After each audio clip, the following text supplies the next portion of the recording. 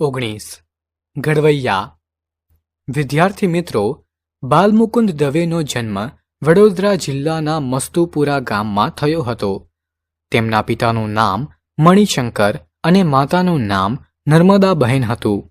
પરિક્રમા અને કુંતલ તેમના કાવ્ય સંગ્રહો છે.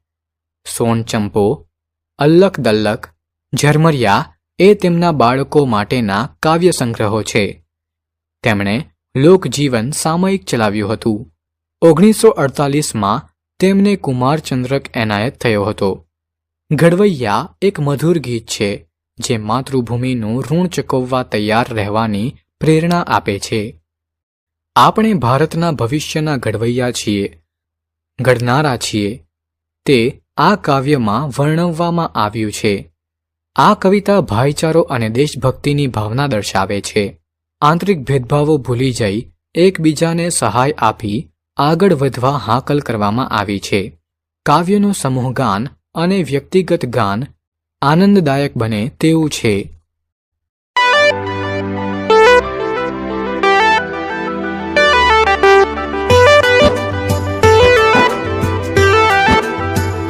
અમે સૌ એક માતના છૈયા, અમે બળ ભારતના ઘડવૈયા. અમે સૌ એક માતના છૈયા, અમે બળ ભારતના ઘડવૈયા. જે માટીનો દેહ ઘડાયો, જેના પીધા પાણી, જેને ગૌરવ સ્મરણે જાગે ભાવોની સરવાણી, એને કેમ ભૂલીએ ભૈયા. અમે સૌ એક માતના છૈયા, અમે બળ ભારતના ઘડવૈયા.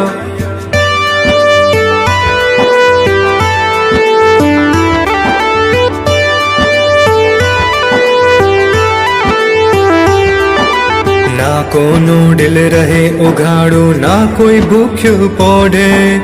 ઊંચ નીચ ના ભેદ ટાળશું, ઝૂલશું પ્રેમ હિંડોળે.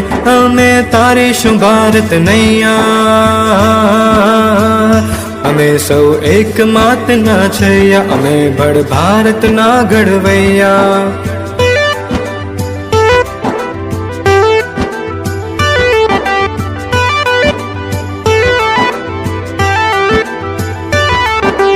અમે પલાણી પાણી પંથો મેદાને સૌ પડશું.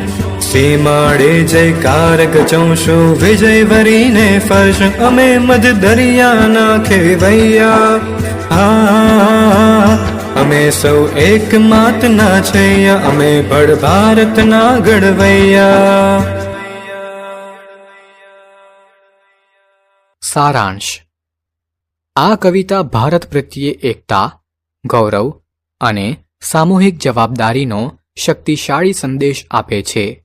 બાલમુકુંદ ભારપૂર્વક જણાવે છે કે આપણે બધા એક જ માતાના સંતાન છીએ, ભારતનો પડછાયો છીએ અને સાથે મળીને આપણા રાષ્ટ્રને ઉન્નત કરવાની જવાબદારી આપણી જ છે. આ કવિતા આપણને આપણી સંસ્કૃતિના ગૌરવને ન ભૂલવા વિનંતી કરે છે. દરેક વ્યક્તિને આપણા રાષ્ટ્રની સમૃદ્ધિ અને ગૌરવ તરફ સકારાત્મક યોગદાન આપવાનું કહે છે. પ્રેમ અને સમાનતાને અપનાવીને વિભાજન અને અસમાનતાને દૂર કરવા વિનંતી કરે છે. આ કવિતા દ્વારા ભારતીય સંસ્કૃતિ, એકતા અને પ્રેમને મહત્વ આપવામાં આવે છે.